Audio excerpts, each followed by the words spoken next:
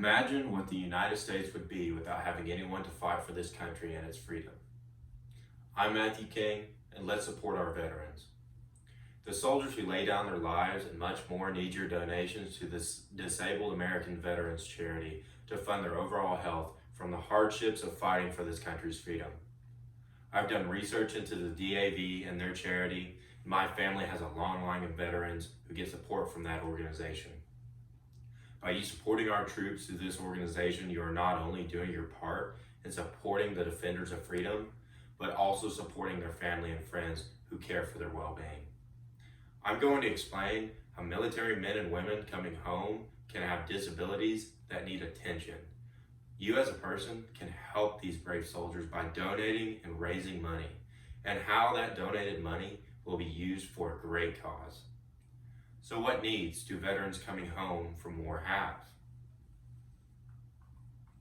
Well, that's the price of freedom. Many soldiers coming home from defending our country need medical treatment and are sometimes denied that privilege from the government because of their financial standings.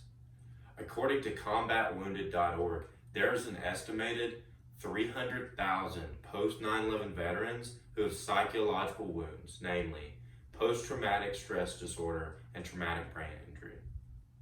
Not only do they have psychological wounds, but only 1/3 of the veterans who need treatment actually seek it out.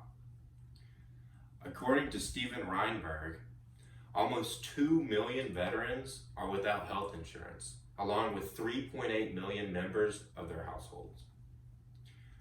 Most of the veterans are unable to apply for Medicaid or veteran administration care because they are working families, but they are also unable to fund their own private coverage.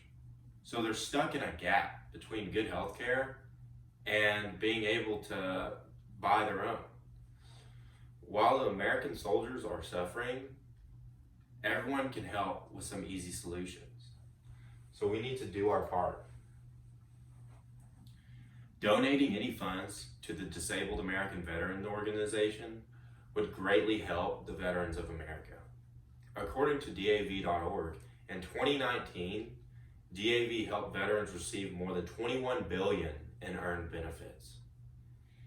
If anyone could donate a few dollars to the DAV, they could increase the funds that could be used to help these veterans. Anyone can help fundraise, and anyone can raise money for these veterans. One great idea is creating a peer-to-peer event to help raise money for the DAV.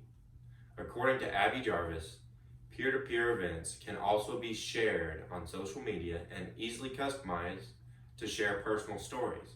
Have a veteran come down, share stories to people, get people to realize the hardships of these wars we're in or defending our country, and I guarantee they'll donate a little money. From the donations from everyone, the Disabled American Veteran Organization can serve the veterans in need. And more than one person will benefit from your donation. With more funds, the DAV would be able to reach out to more veterans and get them the help they deserve. The DAV is a large organization who can vastly help most disabled veterans.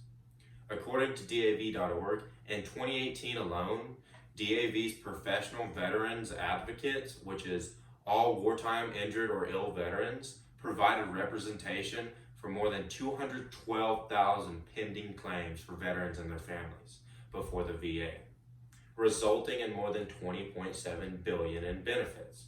That's only 1 year worth of work.